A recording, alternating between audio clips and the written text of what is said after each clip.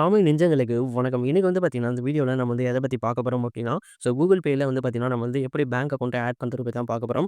Google Payல நம்ம வந்து bank அக்கவுண்ட்ட add பண்ணும்போது நெறைய ப்ராப்ளம்ஸ் வந்து வரும். அந்த ப்ராப்ளம எப்படி வந்து நம்ம சால்வ் பண்ணலாம் அத பத்தி தான் பார்க்க போறோம். Google Payல மட்டும் இல்ல, நம்ம வந்து எந்த அப்ளிகேஷன்ல பேங்க் அக்கவுண்ட் ஆட் பண்றதுனாலும் சரி, நமக்கு வந்து பார்த்தீங்கன்னா, சேம் ப்ராப்ளம் தான் வரும். அத வந்து எப்படி நம்ம சால்வ் பண்ணலாம் அப்டின்றத பத்தி சொல்றேன். இதுக்கு வந்து பார்த்தீங்கன்னா, ஒரு சில டிப்ஸ் அண்ட் ட்ரிக்ஸ்லாம் இருக்கு. அத வந்து கரெக்ட்டா தெரிஞ்சுக்கிட்டு அதுக்கப்புறம் நீங்க ஆட் பண்ணீங்க அப்டின்னா, கண்டிப்பா ஆட் ஆகும். இந்த வீடியோல நான் உங்களுக்கு பண்ணியே காமிக்கிறேன். ஓகேங்களா? அது எப்படி அப்டின்னு. ஃபர்ஸ்ட் வந்து பார்த்தீங்கன்னா, நான் Google Pay ஓப்பன் பண்ணிக்கிறேன். இந்த வீடியோல Google Pay எப்படி ஓப்பன் பண்ணணும் அப்படின்றத நான் சொல்ல கிடையாது. எப்படி பேங்க் அக்கவுண்ட் ஆட் பண்றது அத பத்தி தான் நான் சொல்லப் போறேன். சரியா? Google Pay ஆப் வந்து ஓப்பன் பண்ணிக்கிட்டேன். மேல வந்து பார்த்தீங்கன்னா, அந்த ப்ரொஃபைல் செக்ஷன் வந்திருக்குல்ல, அத வந்து பார்த்தீங்கன்னா கிளிக் பண்ணிக்கிறேன். இதுல வந்து பார்த்தீங்கன்னா, உங்களுக்கு பேங்க் அக்கவுண்ட் அப்படின்னு ஒரு ஆப்ஷன் இருக்கும். ஓகேங்களா? இந்த ஆப்ஷன் வந்து பார்த்தீங்கன்னா, நம்ம வந்து பிரஸ் பண்ணிப்போம்.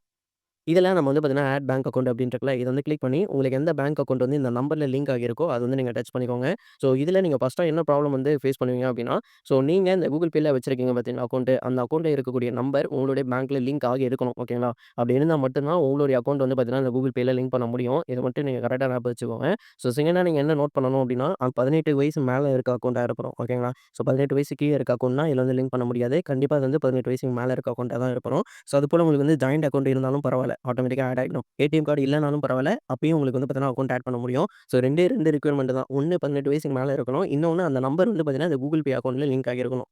இப்போ வந்து பார்த்தீங்கன்னா, என்னோட பேங்க் வந்து நான் டச் பண்ணிக்கிறேன். ஃப்ரெண்ட்ஸ் நான் வந்து என்னோட பேங்க் வந்து செலக்ட் பண்ணிட்டோனே, கீழ வந்து பார்த்தீங்கன்னா, செண்டிங் எஸ்எம்எஸ் அப்படின்னு ஒரு ஆப்ஷன் இருக்கும். ஆக்சுவலா இங்க தான் நம்ம வந்து ப்ராப்ளம் வந்து ஃபேஸ் பண்ணுவோம்.